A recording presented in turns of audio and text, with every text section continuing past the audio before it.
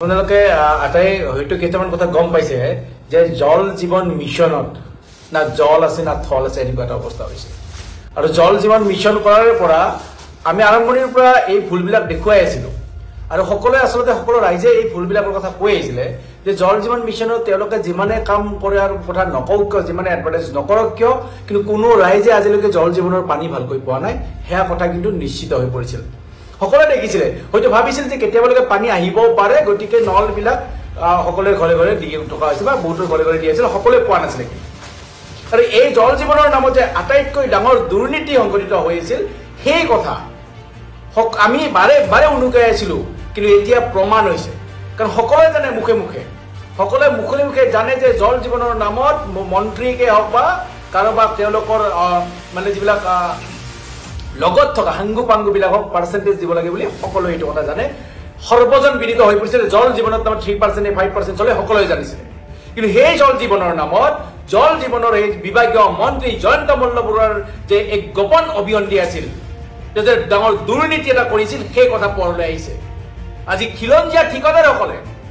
অসমৰ ঠিকাদাৰসকলে যিসকলে ঠিকা কৰি নিজৰ ঘৰ পেট পোহপাল দিছিল সেই ঠিকাদাৰসকলে কিন্তু আজি কামৰ কাৰণে বিলৰ বাবে তেওঁলোকে আজি ৰাস্তাত আহিবলগীয়া হৈছে প্ৰতিবাদ কৰিবলগীয়া হৈছে মহামান্য উচ্চ ন্যায়ালয়ে বাৰে বাৰে নিৰ্দেশ দিছে যে বিল জল জীৱন মিছনৰ নামত ঠিকাদাৰসকলক বিলবিলাক পৰিশোধ কৰি দিব লাগে বিলবিলাক মুকৰাই দিব লাগে কিন্তু কোনো বৈদ্যে বিভাগীয় মন্ত্ৰী জয়ন্ত মল্ল বৰুৱাৰ গা লৰা নাছিল আৰু এই ঠিকাদাৰসকলক প্ৰাপ্য ধন তেওঁলোকে কিন্তু ঘূৰাই দিয়া নাছিল আৰু আজি কি হৈছে যে তাৰ বাবে জল জীৱনত ঠিকা কৰা ঠিকাদাৰসকলে ৰাস্তাত আহি আজি প্ৰতিবাদ কৰিবলগীয়া হৈছে এতিয়ালৈকে ঠিকাৰ আবণ্টন দিব পৰা নাই আৰু শুনিব পোৱা গৈছে যে 2 এদিনতে হেন জল জীৱনৰ কাম বন্ধ কৰিবৰ কাৰণে নিৰ্দেশ দিয়া হ'ব যিটো অৱস্থাতে নাথাকক যিখিনি কাম হৈছে সেইবিলাক চোৱা চিতা একো নাই জল জীৱনৰ কাম বন্ধ কৰি দিয়া হ'ব সেই কথা এতিয়া মানে নিৰ্দেশ আহিব বুলি সকলোৱে গম পোৱা হৈ গৈছে সকলোৰে মনত এতিয়া ভয় হৈছে মন্ত্ৰী জয়ন্ত মল্ল বৰুৱা ডাঙৰীয়া আপুনি আগতে ঠিকা কৰিছিল নে কৰা নাই মই নাজানো কিন্তু এটা কথা মনত ৰাখিব এই যে জল জীৱনৰ নামত ঠিকা কৰা যে অসমৰ যে নতুনকৈ উঠি অহা যুৱকসকল আছে বা কিবা ঘৰ চলা ব্যক্তিসকল আছে তেওঁলোকে কোনোবাই ধাৰ কৰি কোনোবাই সুতত ধাৰ কৰি কোনোবাই বেলেগৰ পৰা টকা আনি পেলাই এইবিলাক কাম কৰিছিলে জল জীৱন মিছনত ঠিকা কৰিছিলে কোনোবাইতো মাটি বন্ধকত থৈ হয়তো টকা সংগ্ৰহ কৰি কৰিছিল কিন্তু সেইসকল ঠিকাদাৰে যদি এতিয়া যদি তেওঁলোকে যদি টকা নাপায় তেওঁলোকৰ যদি বিল নাপায় কোনফালে যাব তেওঁলোক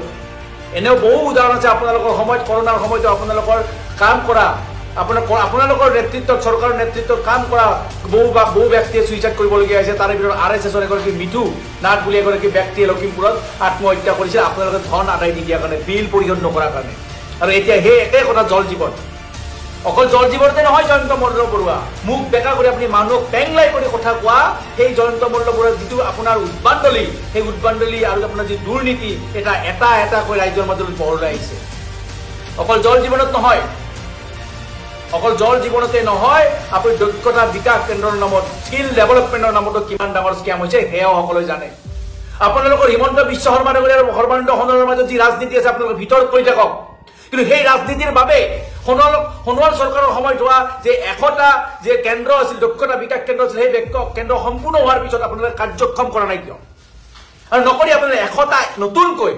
আপোনালোকে কেন্দ্ৰ স্থাপন কৰিব গৈছে আৰু প্ৰতিটো কেন্দ্ৰত 1,40 লাখকৈ তাৰমানে 100টা কেন্দ্ৰত 140 লাখ টকীয়া স্কেম কৰিছে আপোনালোকে আৰু এই 140 টকীয়া স্কেম এনে আমাৰ অসম চৰকাৰে ধাৰৰ ওপৰত ধাৰ লৈ চলিবলগীয়া হৈছে তাৰ পিছত আপোনালোকে এনেকুৱাকৈ আপুনি সোণোৱালক বেয়া পায় আপোনালোকে সোণোৱাল চৰকাৰক বেয়া পায় সৰ্বানন্দ সোণোৱালক বেয়া পায় কাৰণে সোণোৱালৰ দিনত হোৱা আপোনাৰ বিকাশ কেন্দ্ৰকেইটা আপোনালোকে পেলাই থৈ দিছে তাত আপুনি কাৰ্যক্ষম কৰা নাই কিন্তু আপোনাৰ নিজৰ স্বাৰ্থৰ বাবে নিজৰ মানে কি বুলি কয় এইটো আপোনালোকৰ নিজৰ ইনকামৰ কাৰণে নিজৰ ঘুচৰ বাবে হয়তো দুৰ্নীতি কৰাৰ কাৰণে টকাৰ বাবে আপোনালোকে নতুনকৈ এইবিলাক আপোনালোকে নতুন দক্ষতা বিকাশ কেন্দ্ৰ স্থাপন কৰিছিল আৰু যিটো কেন্দ্ৰৰ এতিয়াও স্কেম এতিয়াও কাম বন্ধ হৈ গ'ল বিকল হৈ গ'ল 50টাতকৈ নৱনিৰ্মিত দক্ষতা কেন্দ্ৰ 100টা কৰাইছিলে 140 লাখ টকীয়া যিটো 140 কোটি টকীয়া যিটো স্কেম তাৰে 50টা এতিয়া বন্ধ হৈ গ'ল কিয়ৰ কাৰণে জয়ন্ত মল্ল বৰুৱা ডাঙৰীয়া কেৱল ক্ষমতাৰ লাগি মতৈলীয়া হৈ কেৱল মুখখন বেকা কৰি ৰাইজক আপুনি ভৰিৰ তলত ৰাখিব বিচৰা এগৰাকী ব্যক্তিয়ে কিয় আপোনালোকে আপুনি এই দুটাকৈ বিভাগীয় ডাঙৰ বিভাগ গুৰুত্বপূৰ্ণ বিভাগ দুটাৰ লগত আপোনালোকে হেতালি খেলিছে কিয় অসমৰ জল জীৱনত অসমৰ থলুৱা ঠিকাদাৰসকলৰ জীৱনক লৈ খেলা খেলিছে কিয় দক্ষতা বিকাশ কেন্দ্ৰৰ নামত লাখ লাখ যুৱক যুৱতীৰ ভৱিষ্যতক লৈ খেলা কৰিছে সেই কথা প্ৰশ্নৰ উত্তৰ দিব লাগিব আপুনি জয়ন্ত মল্ল বৰদলৈ এনে মুখ বেকা কৰি মানুহ পেংলাই কৰি মানুহ ঠাট্টা মস্কৰা কৰি থাকিলে আপোনাৰ নহব আপোনাক দায়িত্ব দিয়া হৈছে অসম চৰকাৰৰ দুটাকৈ গুৰুত্বপূৰ্ণ বিভাগত দক্ষতা বিকাশ আৰু এইফালে আপোনাৰ জল জীৱনৰ যি হওক এই বিভাগকেইটাৰ ওপৰত আপোনাক দায়িত্ব দিয়া আছে গতিকে আপুনি আপোনাৰ দায়িত্ব পালন কৰিব লাগিব আৰু অতি সোনকালে এই যে ঠিকাদাৰসকলে যে বিল পোৱা নাই বিল পৰিশোধ কৰিব পৰা নাই আপোনালোকে অতি সোনকালে বিল পৰিশোধ কৰিবলৈ চেষ্টা কৰক কিয়নো নহলে কিন্তু আপোনালোক কিন্তু চাই থকা নহব কোনো অসমৰ ৰাইজে আপোনালোকক ক্ষমা নকৰে আপোনালোকে এই খাটি খোৱা ব্যক্তিসকলে যে আপোনালোকৰ নিজৰ গাখীৰ ধন ভাঙি পেলাই কোনোবাই ঋণ লৈ কোনোবাই মাটি বন্ধকত থৈ কোনোবাই বেলেগৰ পৰা টকা আনি ঠিকা কৰি পেলাই নিজৰ পেট পাল দিয়াৰ বাবে যে কাম কৰিছে তেওঁলোকৰ পেটত লাথ মাৰাৰ অধিকাৰ আপোনাৰ নাই জয়ন্ত মল্ল বৰদলৈ অনতি পলমে আপুনি বিভাগৰ পৰা এই ঠিকাদাৰসমূহৰ যি প্ৰাপ্য ধন মুকলাই দিয়ক যদি কেন্দ্ৰ চৰকাৰৰ বাজেটত জল জীৱনৰ নামত ধন নিৰ্ধাৰণে কৰা নাছিলে তেতিয়ালে আপুনি কিয় এনেকুৱা হাজাৰ হাজাৰ কোটি টকা ঠিকাৰ নামত এই ঠিকাদাৰসকলৰ লগত জীৱনৰ লগত হেতালি খেলিছে ৰাইজে আজিলৈকে এটুপি পানী পোৱা নাই জল জীৱনৰ নামত ঠিকাদাৰে যদি বিল নাপায় তেতিয়ালে জল জীৱনত আপুনি কেৱল কেইজনমান ঠিকাদাৰৰ নিজৰ ব্যক্তিগত মুনাফাৰ বাবে আপুনি কাম কৰি আছে যে হেয়া কথা আপুনি প্ৰমাণ কৰিছে সেইকাৰণে মই আপোনাক কৈছো মই এগৰাকী প্ৰদেশ কংগ্ৰেছৰ মুখপাত্ৰ হিচাপে আপোনালোক কৈছো যে জয়ন্ত মল্ল বৰদলৈ অনতি পলমে অসমৰ থলুৱা ঠিকাদাৰসকলৰ যি প্ৰাপ্য বিল অনতি পলমে আদায় দিয়ক নহলে কিন্তু আপুনি দেখিব ভয়াবহ দিনৰ আপোনালোকে সন্মুখীন হ'ব লাগিব মন্ত্ৰী জয়ন্ত মল্ল বৰুৱা আৰু বাৰে বাৰে কৈছো মুখ বেকা কৰি মানুহ পেংলাই কৰি ঠাট্টা মস্কৰা কৰি কথা কৈ থাকিলে নহব এতিয়া আপোনাৰ সময় আহিছে আপোনাৰ বিভাগত ঠিকাদাৰে যদি বিলৰ কাৰণে হাহাকাৰ কৰিব লাগে তেতিয়ালে কিন্তু অসমৰ ৰাইজ কিন্তু বহি নাথাকে এইবাৰ কিন্তু বহি নাথাকে জয়ন্ত মল্ল বৰুৱা আপোনাৰ মুখ বেকা কৰা পেংলাই কৰা ঠাট্টা মস্কৰা কৰা বহু কথা শুনিলো আমি কিন্তু এতিয়া চাওক এতিয়া আপুনি পেটত লাথ মাৰাৰ দৰে কাম কৰিব ধৰিছে অসমৰ ৰাইজৰ অসমৰ থলুৱা ঠিকাদাৰসকলৰ অসমৰ যুৱক যুৱতীৰ ভৱিষ্যতক লৈ আপুনি খেলা কৰিছে গতিকে এতিয়া আৰু কোনো শান্ত নাথাকে অনতি পলমে বিভাগৰ পৰা প্ৰাপ্য ধন তেখেতসকলক আদায় দিয়ক আৰু দি আপোনাৰ নিজৰ দায়িত্ব পালন কৰক জয়ন্ত মল্ল বৰুৱা এইফালে আপোনাৰ জল জীৱনৰ যি হওক এই বিভাগকেইটাৰ ওপৰত আপোনাক দায়িত্ব দিয়া আছে গতিকে আপুনি আপোনাৰ দায়িত্ব পালন কৰিব লাগিব আৰু অতি সোনকালে এই যে ঠিকাদাৰসকলে যে বিল পোৱা নাই বিল পৰিশোধ কৰিব পৰা নাই আপোনালোকে অতি সোনকালে বিল পৰিশোধ কৰিবলৈ চেষ্টা কৰক কিয়নো নহলে কিন্তু আপোনালোক কিন্তু চাই থকা নহব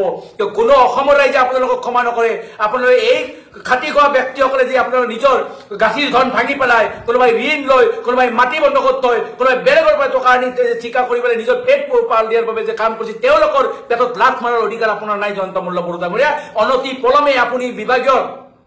বিভাগৰ পৰা এই ঠিকাদাৰসমূহৰ যি প্ৰাপ্য ধন মুকলাই দিয়ক যদি কেন্দ্ৰ চৰকাৰৰ বাজেটত জল জীৱনৰ নামত ধন নিৰ্ধাৰণে কৰা নাছিলে তেতিয়ালে আপুনি কিয় এনেকুৱা হাজাৰ হাজাৰ কোটি টকা ঠিকাৰ নামত এই ঠিকাদাৰসকলৰ লগত জীৱনৰ লগত হেতালি খেলিছে